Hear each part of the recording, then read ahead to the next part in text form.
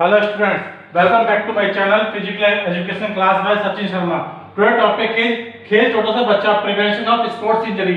हम जो खेल चोट है उनसे किस तरीके से बचाव कर सकते हैं, अर्थात जब खेलते हैं तो उस टाइम जो चोटें लगती हैं उसको किस तरीके से हम कम कर सकते हैं, क्या क्या उपाय कर सकते हैं। तो उसके लिए सबसे पहले हमें उचित वार्मिंग अप, यानी शरीर को इतना गर्मा लेना चाहिए कि हमारी मांसपेशियों में किसी तरीके से कोई स्ट्रेस कोई स्ट्रेन ना आ सके और हमारा पैर कहीं मुड़ ना सके। दूसरा, उचित अनुकूलन, हमें जो भी हम एक्टिविटी कर रहे हैं, जो भी गेम खेल रहे हैं, उसके अकॉर्डिंग उस क्षेत्र की एक्टिविटी करके हमें उस क्षेत्र की, जैसे हम फुटबॉल खेल रहे हैं तो हमें पैरों की एक्सरसाइज ऐसी करनी चाहिए कि हमें किक करते समय पैर की मसल्स पुल नहीं करनी चाहिए। बास्केटबॉल खेल रहे हैं तो हमें जंप करते हुए पैर की मसल्स, हाथ की मसल्स पुल नहीं करनी चाहिए। तो हमें इस तरह की एक्टिविटी पहले करनी चाहिए, शरीर को इतना गर्मा लेना चाहिए कि जब गेम खेल रहे हो तो हमारे साथ इस तरह की कोई मिसहैपनिंग ना हो। या आपने क्रिकेट में देखा होगा, क्रिकेट में जब खेलते हैं तो कई बार जब पसीना निकल जाता तो हैमस्ट्रिंग मसल्स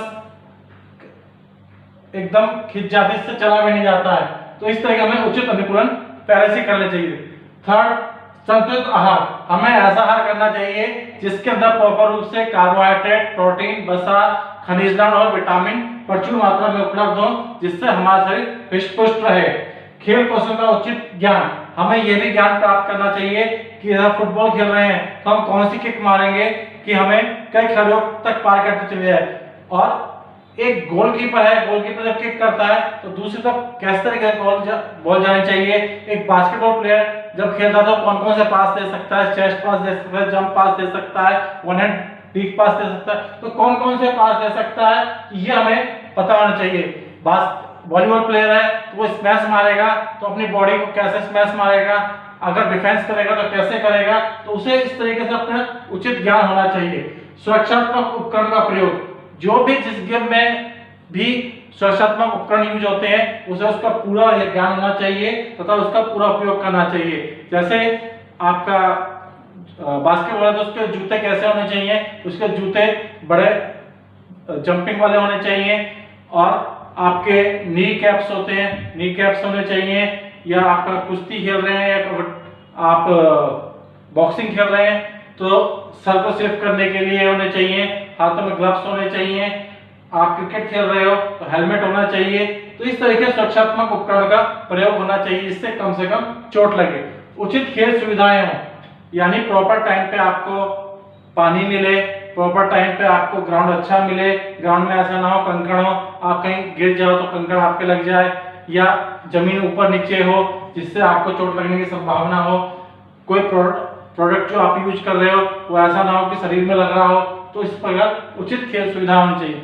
पक्षपात रहित खेल संचालन होना चाहिए, जो भी रेफरी होना चाहिए, रेफरी ऐसा होना चाहिए कि उसे पक्षपात पूर्ण तरीके से होना चाहिए। जैसे आपके कुश्ती या जहां शरीर से शरीर टच होता है, ऐसे खेलों में चोट लगने की बहुत ज्यादा संभावना होती है। अगर रेफरी अच्छा है तो दोनों खिलाड़ियों को सेफ रखेगा, अदरवाइज अगर खिलाड़ी रेफरी का थोड़ी सी भी चूक हो जाती है तो दूसरे खिलाड़ी को चोट लगने की संभावना बहुत ज्यादा बढ़ जाती है। अति भार व अति परिश्रम नहीं करना चाहिए, खिलाड़ी से अति भार अति परिश्रम नहीं करना चाहिए जिससे उसकी मांसपेशियां व हड्डियां टूटने के डर बना रहता है। तो उसे अति भार व अति परिश्रम नहीं करना चाहिए। उचित तकनीक का प्रयोग करना चाहिए, खिलाड़ियों को खेलते वक्त ऐसी तकनीक का यूज करना चाहिए जिससे वह कम से कम थके और अधिक से अधिक मैक्सिमम रिजल्ट प्राप्त कर सके।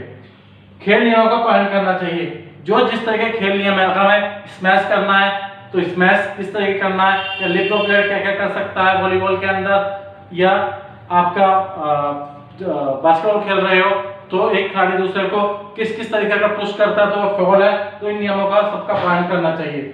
उचित कूलिंग डाउन, जब आप गेम खेल रहे हो तो जिस तरीके से शरीर को गर्माते हो उसी तरीके से एक्सरसाइज करके शरीर को कूलिंग डाउन करना पड़ता है। शरीर का टेम्परेचर जो इतना हाई होता है उस टेम्परेचर को लो लाना होता है।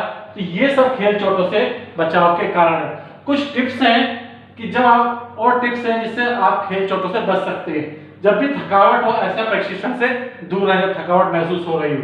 भारी प्रशिक्षण काल में कार्बोहाइड्रेट का उपयोग करना चाहिए जिससे आपके शरीर में जितनी क्षतिपूर्ति हुई है वो पूर्ति हो सके। प्रशिक्षण की मात्रा के साथ विश्राम की मात्रा में वृद्धि होती है, जितना आप प्रशिक्षण को बढ़ाओगे उतना ही विश्राम आपकी बॉडी को होना चाहिए, तभी कॉन्ट्रैक्शन रिलैक्सेशन बनेगा, आपके मांसपेशियां बराबर कॉन्ट्रैक्शन करेंगी। अगर आप कॉन्ट्रैक्शन में करोगे तो आपकी मांसपेशियां रिलैक्स नहीं करेंगी, आपकी मांसपेशियां टूटने का चांस रहेंगे।